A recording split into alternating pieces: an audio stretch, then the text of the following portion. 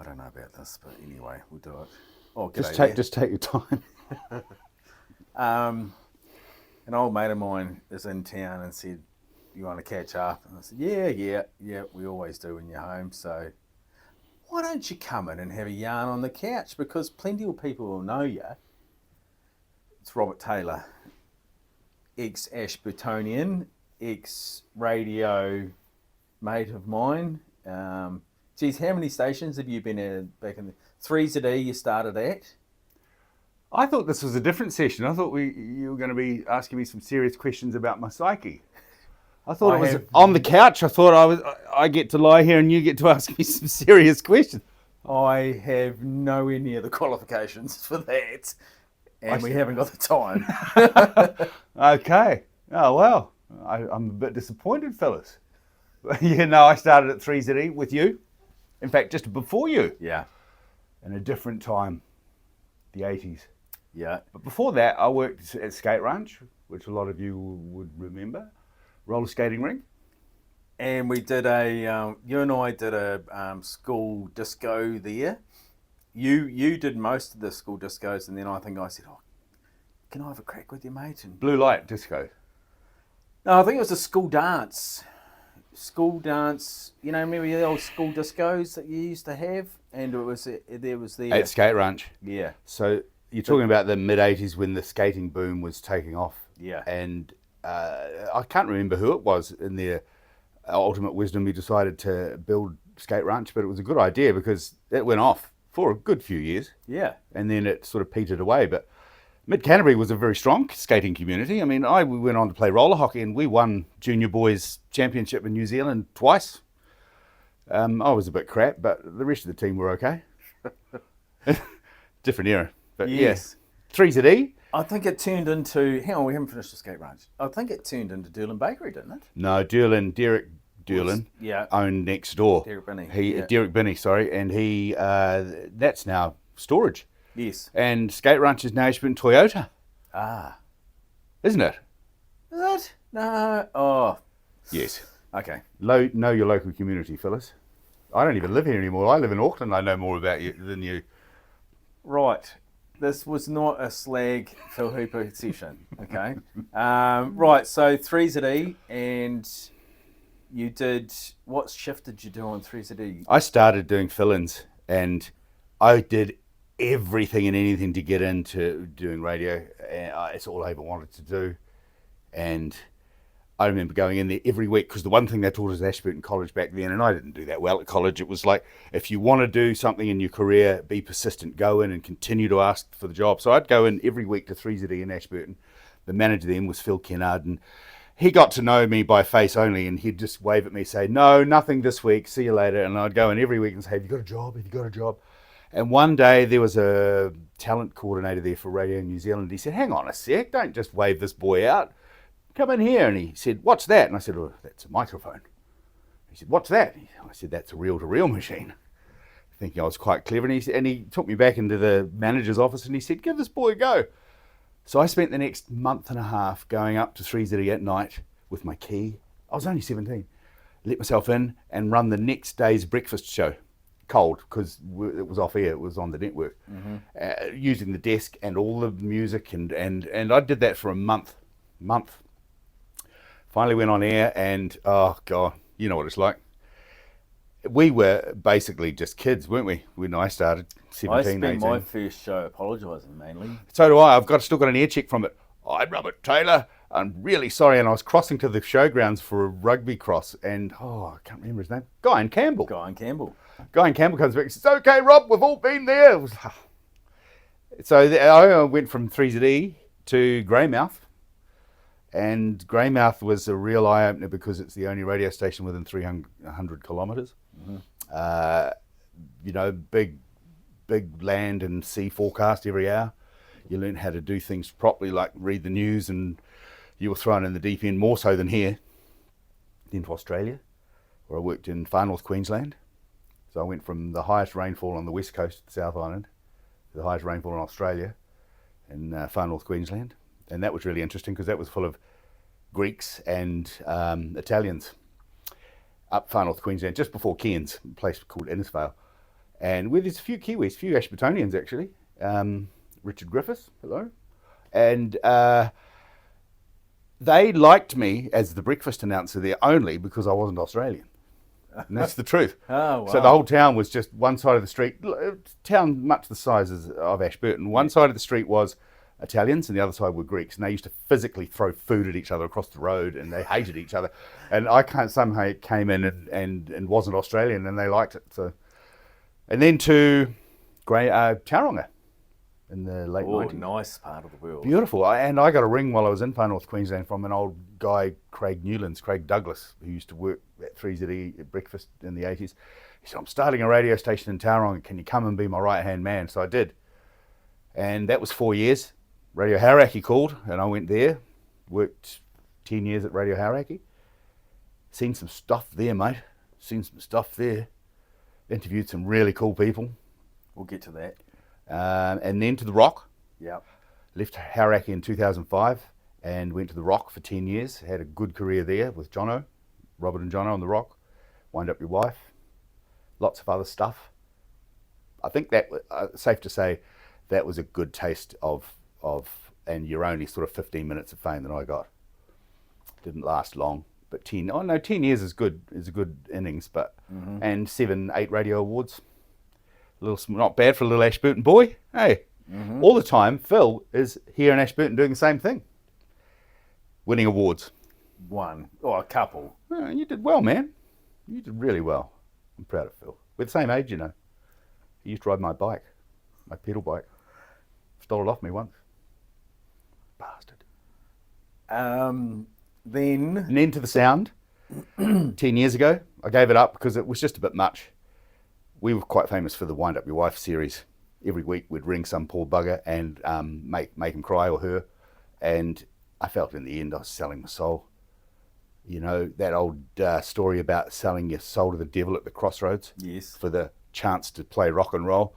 It was a little bit like that. Every week we'd make people cry or upset, and the payoff was, and if you're not familiar with the Wind Up Your Wife, was we'd give them $1,000 if we could play the call. And it was usually a good week of winding people up. You make a call to somebody, they hang up after 5 minutes because they think it's a have. You spend the next couple of days trying to get hold of them to add to that call, and then a couple of days after that to edit it. It's a big conglomeration of time and effort and research and investigation, and you have to get the partners involved so it's legitimate, and other outside influences coming in to legitimize it and sell the whole idea, and then they end up getting really upset. And you say, "Ba-da! Wind Up Your Wife. Here's $1,000." You know, I used to get things thrown at my car on the way to work. People weren't happy, but a lot of people, to be fair, said, "We love what you're doing." But at the end, I just felt, oh, I can't do it much. I can't, you know. So then you went to the Sound just to... I went to the Sound just to do what I love, which is classic rock. Yeah. And I mean, the whole thing that got me into radio was listening to George Bellani on 3ZE back in the day. He used to tell a great story. Excellent stories. You know, followed by a couple of other, you know, the Ewan Patties of this world who I grew up with in Bird Street, Ashburton, Hampstead. He too, brilliant broadcaster. They all inspired me to become more of the person that told a story, not was a galah and made people cry. Bit like yourself, Phil. Look what you've gone on to do. You know, you're an affable person with a great sort of rapport with people. I like to think that I can do that and tell the story of the song on the radio more than winding up the person. So I went to the Sound, and then the Sound may be redundant. I don't know if I should be telling you all of this. That was COVID. And so I went to Gold, which is here. Gold AM, 733, the old 3ZE frequency. Is it? Yeah, it's Gold. 873? No, 773, okay. I think, on AM. Yeah. And Gold is basically the same as the Sound, except it's on AM, and they do quite a lot with the sport. And I'm now, so I left doing that a couple of years ago because I got sick of, they may be redundant as well. Radio's changed, you understand. And now I am in construction, and I drive a forklift and a truck and love it. But here, I'm also the corporate voice of Gold, so I do a lot of voiceovers and still do.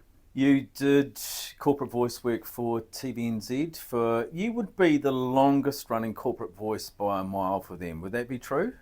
True. Yeah. How do you know that? Oh, I know how regularly they used to change their corporate voice, and then About every 4 years, the TV promo voice will be changed, and I think I held a record 20 years. Yeah. 10 years as TV2's corporate voice, coming up next, Shortland Street, TV2. The promos. So I used to do the promos. And they are at the beginning and the end of the ad breaks, and that's called, you're the corporate voice, you're the channel voice, that's called. You don't do voice the ads, you're just the promos for shows.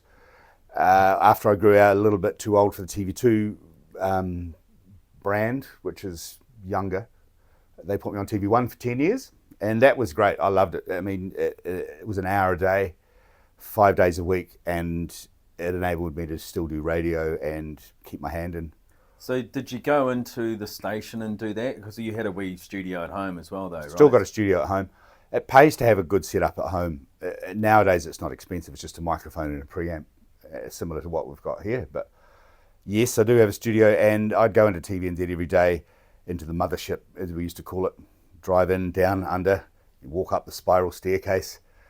I had a dog with me once, and he took off, and I couldn't find him. It's a huge building, TVNZ, but we used to broadcast, or the sound booth was under the middle of Hobson Street, which is right in the middle of the Auckland CBD, actually underground. Oh, wow. In the sound foley, which is where they used to do the sound effects back in the day. A sound foley was the guy who used to do the clip, clop, clip, clop of the horses. Mm-hmm. And so there's a sand pit there and a door sitting in the middle of, and I'd voice in that, in the old sound foley studio. Amazing. Did you get to mix with the TV stars? I never see them, to be honest. Yeah. I used to hang out a lot with a lot of comedians, because through radio used to do a lot of interviews with comedians. Comedians didn't really transpose onto radio, the radio medium. I used to have a lot to do with the comedy festival, and it was decided that comedians don't really translate onto radio that well when it comes to interviewing them. They're okay if they're doing a set, joke, but when you're actually interviewing them, they kind of clam up. And yeah. So I became quite good at interviewing comedians, and I do quite a few for the comedy festival, and that was a lot of fun. But not really the presenters, because they call them Talking Heads, from the Talking Heads band. That's what they're named after. I know a couple of them. I know Simon Dello quite well. Yeah. And shit, they work really hard. Yeah. And there's a lot expected of them. I knew Paul Holmes quite well. Yeah. He's a nice guy. All of them have the same thing, and it's a real amazing work ethic. Yeah. And if you don't have that, you're going to get left behind. And I think what happened to me is I was able to do voicing for TV, corporate, in the mornings. Then I'd go to radio in the afternoons, and then I'd go home into my little studio, the man cave under the house, and continue to do things for radio and TV. And I used to work, when you get on the plane and you put the earphones on an international flight and you can pick the channels, I used to do all of the music for that. Ah. So it was, and I did corporate voicing for Harvey Norman, so they'd send scripts across from Australia and I'd voice them at home, send them across. So I was always busy doing something, and I tell you, it wears you out. Mm-hmm. It really does. That's why I look like this. I'm only 35. Radio hierarchy. Who would be the top 2 or 3 celebs? Let's do celebs that were the most fun to interview, and then the most famous, because they're probably not the same. Yeah, the most fun was definitely Dave Grohl from the Foo Fighters and Nirvana. He came in one afternoon, and when a rock star comes in to do a media spot, that's one of 5 or 6 they're doing in the day. And the one thing I learned about interviewing, which I got quite good at, to be fair, because I did it like you are, you do anything enough, you get good at it, right? So the one thing I learned about it was, if you make them feel, the people who come in and sit in front of you don't really want to be there. They're a rock star. They're somebody who is afraid of what you're going to do with the audio that they've got, that you've collected from them. You can change it, you can edit it, and all of them have had bad experiences where things have been taken out of context. So they're on the back foot from the minute they come in. Yeah. So your best idea is to make them laugh and feel comfortable, and I learned to do that. And with Dave Grohl, it happened straight away. He came in, Taylor Hawkins, his drummer, who's no longer with us, is just like a big kid. He's exactly as you see him. He came and dropped down onto the floor and cross-legged, and was reading all our rock and roll books like a kid. Woo, woo! And that's all he said throughout the whole interview. Or Dave Grohl sat in front of me, the most animated you could ever see a person be. His arms were flying, and he was telling stories about loving New Zealand, and it wasn't hard. When you get somebody like that, it's not hard. Your job's not hard. Yeah. Just like this interview now. Yeah. I'm so nervous. Oh, no, bullshit. No, more about just what you're going to say. Yeah, I know. Anyway, carry on. So it's got to be the most fun, the most famous. Well, he would be up there, but Probably Ozzy Osbourne, to be Wow. honest. Yeah, yeah. So Ozzy Osbourne was in Black Sabbath. Sharon. And you watch the Osbournes on TV, the reality show, and you think, what a halfwit. The guy's got no brain cells left. You think he's on something. He's not. It's all an act. He is as sharp as a tack. Right. Sharp as a tack, sharper, and he plays up to it. He plays up to it so beautifully. He actually said to me he was here for a Black Sabbath reunion. Black Sabbath had got back together, and the interview went quite well. And he said at the end, "You're going to come along to the show?" And I said, "Actually, Ozzy, I don't like Black Sabbath." And I thought, what did I just say? But I really like your solo stuff. And he goes, "Oh, you could have said that at the beginning. It would have been a quick interview." and he didn't talk like that at all. Yeah. That's the way he talks on the Osbournes. But he just played up to it. I fed him a line, he fed me one back, and it was just funny. Yeah. And that is the thing that I remember about the interview. There were good questions, there were good answers, where he was animated. I didn't muck up too badly, but that one comment is the thing that I remember. Yeah.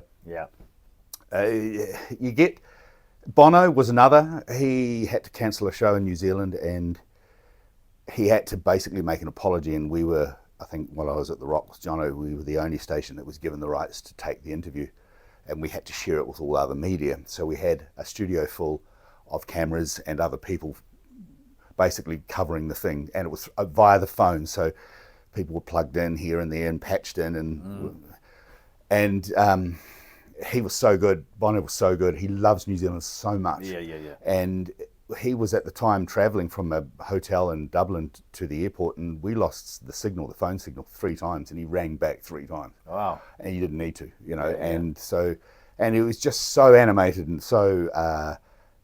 These guys are pros. Yeah. They've been doing it for years. So Yeah. it's not a good interview. Should be, I think, one that's easy. Yeah. Talking you and Patty, I remember him and I interviewed Davy Jones from the Monkees. David Jones, the original David, not David Jones, David Bowie. Not David Bowie, Davy Jones. Because And David Bowie changed his name because of Davy Jones. He did, yeah. Really? Named himself after a knife. Or a locker. Davy Jones locker. No, the Bowie knife. Oh, sorry. Yes.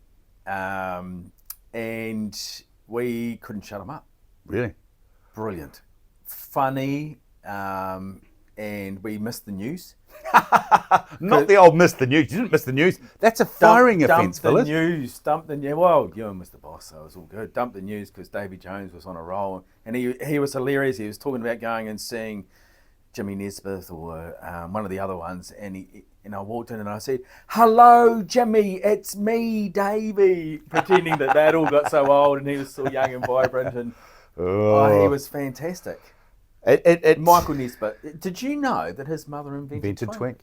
Yeah. So he was a monkey, Michael Nesmith, and after the Monkees split, he went. I can't even picture his face, because when he had that solo hit with Lucy and Ramona and Sunset Sam, that was one of his songs, Michael Nesmith. The other one was "Don't Bang Bang to Rio." Oh yeah. Don't even Hampton tonight. Yeah. So Michael Nesmith went on and he had all these hits, but his mother was bankrolling him, who invented Twink. Mummy, can I have a couple more mil to cut a song? Thought he would have been all right after the Monkees, to be fair. But Well, he wrote a couple of. There's a rule in music. You only need one hit. Yeah. That's it. Yeah. And Lucy and Ramona and Sunset Sam. That great song. That to me is one of my. If you ask me one of my all-time favourites, that'd be it. We're getting there. Dun, dun, dun, dun. I had a moment. I interviewed Paul Young.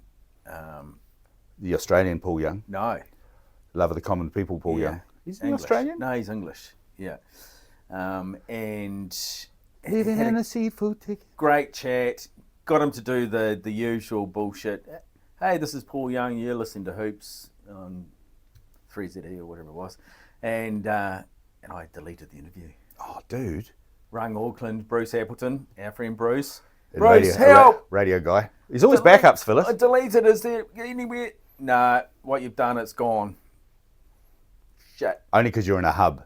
Rung Paul back and said, What? I'm sorry, but I deleted the interview. Can we? No problem, mate. He said, look, he was involved in Celebrity Chef over there at the time. He said, I'm cooking for some people because I'm getting ready for a Celebrity Chef. So as long as you don't mind a wee bit of cooking noise in the background. I said, mate, perfect. Thank you so much. And it was a better interview. Was it better than the first? Oh, so much. Yeah. These things, you see, they define our careers for people like Phyllis and I. You know, Yeah. we were sitting in the pub in years to come talking about the best interviews we did. Oh, it was so good back then. Oh. Well, see, this is the first time we've done that. So I don't think we sort of, we've never really sat around and done Usually that. when Phil and I get together, we're hassling each other. Yes. And I'm still hurt about him stealing my pedal car as a 5-year-old, but Well, he calls me Phyllis. He always has, and Phyllis always Hoops. will. Yeah. Yeah. That's right. So, Hauraki, famous people, The Rock. Let's talk about how radio changed. I dare say, well, definitely when you got into it, it was so much more fun. You get thrown under the bus nowadays for doing what we did back then. So you're talking a window between 2005 and 2015. So it's not that long ago, 10 years. But a lot changed in that time because about 2000, there was a real change in the music. And I have always been a classic rock guy, and I've stayed true to that in my radio career by working on stations like Radio Hauraki and The Rock, because I'm good at it and it's my thing. And I've always thought I don't quite fit in a community station like you've worked in, because I'm not as nice as you. I'm a bit rough around the edges, and it suits what I did. But at the time, I'm painting a picture here. The music swing in about 2000 went around to rock, really strongly. Rock releases from bands like the Foo Fighters, Metallica. They were all, U2 were in the middle of a huge, surge, and all the local Australasian ones as well, the Jimmy Barnes of the world, and they were all doing extremely well. And concerts were, it kind of changed the way that people thought about music, because contemporary hit radio is the hits, the hits of the day, the hits that are popular now.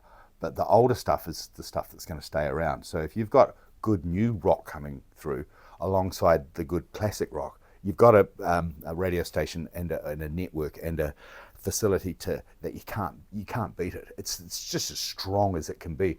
And in parts of the world like this, Mid Canterbury and Canterbury, it's even stronger, because there are just blue collar workers who are just good, down to earth people, and they know what they like, and they like this sort of music. And when I got on The Rock, I was pig in shit.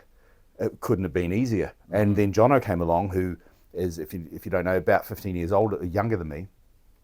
Real little talent, so much talent, but very inexperienced at the time. Quite green, but very keen, and very, very talented. And he allowed me to mould him a little bit, if you like, for lack of a better word. I mean, you'd hate to hear that, but I was the anchor, so I was the one pushing the buttons and talking first and talking last and making it, conducting a little bit. He was the one doing all the clever stuff, and we just worked. It was chalk and cheese, but it worked really, really well. Yeah. And then The Rock weren't as big as they were, and luckily, I don't know if I had much to do with it. I was one part of it. Within a couple of years, you couldn't beat The Rock. The Rock were number one in the country, but I saw that from the beginning right through its and The Rock had already been operating 20 years before I came along, but not as strong. They had become a bigger network. And when we went to them and said, we want to cut a Mustang in half and bolt an HQ Holden to the front of it. They said, okay, do it. And it cost $100,000. And it was what you call a branding exercise. And we did it, and to much horror of the Ford and Holden fans alike, who used to, no uncertain terms, tell us every day what they thought of us. Yeah. It was really popular. And then at the end we sold it, after it was done. And there are pictures of it. If you Google the Folden, Folden, it's a beautiful looking car. It's the arse end of a Mustang, 69 Mustang. And for those who know about vehicles, the flywheel ends at the chassis ends at the flywheel at the front. A lot of cars don't. The chassis continues, but it enabled us to cut it off at the front and then bolt on an HQ Holden front, a 70s HQ Holden. And there was probably that much difference. The panel beaters had to fudge in the width, and it was really, really hard because the brakes didn't work the same. And everybody who came along, the brakes and the mags and the paint job and the motor, all spent and donated all their time, and we're the whole time just going, right, what do you want to do? Do you want to put a V8 in it? Do you want to put a 202 in it? Do you want to, and what colour are we going to make it? What sort of wheels? And we just had a ball, all the time being threatened by the Ford and Holden lovers of the world. How dare you do that, blasphemy? And that was an exercise you don't get to repeat. You just don't get to do that sort of stuff. And we did it and then another time we made a brand of chip. We went after the nation's chip, and all of these things have been done since, but I like to think that we kind of led the way a little bit with that. And what's the nation's favourite flavour was the first question. What would it be? What would your favourite? I know what it is now for me. Salt vinegar. Sour cream and chives, or salt vinegar. Yeah. It came up. I think it was Cheesy Mite. So it was cheese and Vegemite. Yeah. So we called it Cheesy Mite. And god damn, we got all these official people from Bluebird Chips to get involved in making the what do you call it, the seasoning and the chip size, and then we had debates about whether we double dip it or not, to make it fatter and worse for you. And it's not really radio, it's just being a dick. Yeah. And getting paid for it. Yeah. Fun times, Phyllis. Yeah. So everybody will be wondering what you're up to now. Construction. So the second time I got made redundant recently, so one pre-COVID, one post-COVID, and I just got sick of things are changing in media. They are now. You can see it. Everybody can see it. And I've been doing it 37 years from Ashburton. I never stopped. I think I had a break of 6 months in Australia when I couldn't find a job, and that says a lot, because I always said, and you'll be testament to this, I don't want to be an old radio announcer. It's a young man's job, Peter Mack would disagree with that, and he does a fantastic job, and I think I've probably changed my tune over the years, but I kind of just stepped away about 3 years ago going, I'm seeing the signs, I'm getting made redundant, obviously I'm costing too much, or I'm too old, or a mixture of both, or I'm not PC enough, maybe. So I thought, what can I do? And I thought, time for a midlife crisis, maybe. Maybe I'll go out and buy a red Mustang. But no, I had a friend who said, and I was a bit down, probably a wee bit depressed, and what am I going to do? The wife's saying, come on, you've got to earn some money, because I live in Auckland, and I've got 3 girls. And my neighbour said to me, come and work for me in the bush. It was just after the Auckland floods a couple of years ago. All of these pipes had come down the middle of the bush, which is one of the water care main lines that takes water from West Auckland, Waitax, into the city. And it was really hard work. I had to walk 4Ks in, 4Ks out through tunnels that had been built 150 years ago that are only, bending over with a wheelbarrow and coming back just covered in muck. I loved it. Within a month of doing it, I found like a new purpose, and I'd given up the durries, and I was like, I could actually breathe, and I had some colour in my face, and because you stare at a bloody computer screen all day, you just turn into that person, So now I'm a yardsman, which is for a construction company in Auckland called Cassidy Construction. They're really good people, and I think I found a new family in that I can work the hours that I like. It pays quite well. Good. They pay for me to get my HT license. I drive a forklift. I'm dealing with people like I grew up with in Mid-Canterbury, good down-to-earth people, not, You know what it's like. He knows what it's like. So I'm happy. I love it. It's good. Good. Really good. And you're doing a wee bit of voice work here and there. You're doing gold. Still, if you put on gold now on 773, I think it is, you hear me. I'm the voice of it. Yep. So you'll hear me go, and because it's the Olympics and gold is gold sport. They have a lot of there's a lot of promos to do around the Olympics, and I'm the voice that comes in and goes, gold, just great rock. Nice. So I'm that guy, and I do a bit of that, and I'm getting a bit more. I'm actually about to become the voice of Hokanui. How's that? Are you? So in a few months, I'll be the voice of Hokanui and Radio Wanaka, which the same company has just bought. Mm-hmm. So that's good. I'm really looking forward to actually maybe coming down and doing some stuff with you. Maybe we can team up, do some MCing, maybe, or whatever. Mm. He doesn't like Hokanui anymore. I don't mind. I don't mind. No, Phyllis, you've done a great job here, mate, and you continue to do a great job. I'm proud of you. I think this is a really good thing for you, doing interviews on the couch. Well, this is funny how it's evolved. It's it came from an idea of I said to the Guardian, you've got 16,000 followers on your Facebook page. Why don't you do a bit more on it? Well, here's the thing, and I've got an idea, and I'll share it with everyone now, shall I? Or should we go and have a beer across the road? Don't have a beer. Maybe next time. There's not going to be next time. What? I thought this was successful. You said if it goes well, we can do it every week. No, imagine being able to call up using the Guardian's, server, a name or an address or a date, and you're sitting here talking to somebody like me or somebody from the Mid-Canterbury Rugby Football Union. You can pull up some shots that go in as part of this. How easy is that? Because Facebook reminds me to look at all these interviews of you. Mm-hmm. What's wrong with and you see Today in History pop up quite a lot on the same feed. Yeah. So why not put some of those in? I do those looking back. Do you? Unfortunately, there's no information with it. There needs to be information. Who it is? There's no information with it. Do you get people bouncing back messages saying who it is? If you look in the comments, they always tag them and say, "Oh, look at you being 20 years ago." Yeah. I saw one of you last week. Actually, that was quite funny, wasn't it? Dressed up as who did that? Who did that for you? That was Little Monta. Lisa. That was payback because I put a couple of her in, and well, if you look back to the, I don't know how you'd look it up, first Blue Light Disco, which is the Balmoral Hall, which I believe is just about to go. Wow. Who made that decision? Was that one of your councillors? God damn. It's all of our councillors. Blue $1.3 million to Anyway. First Blue Light Disco at the Balmoral Hall in the mid-80s. Here's me. Made front page. You look that up, and that's a different looking Robert Taylor. Eh? I don't think our archives go back that far, mate. Hey. Good to see you, Phil. We'll go and have a beer. Let's do that. Let's go right now. This thing never turns off.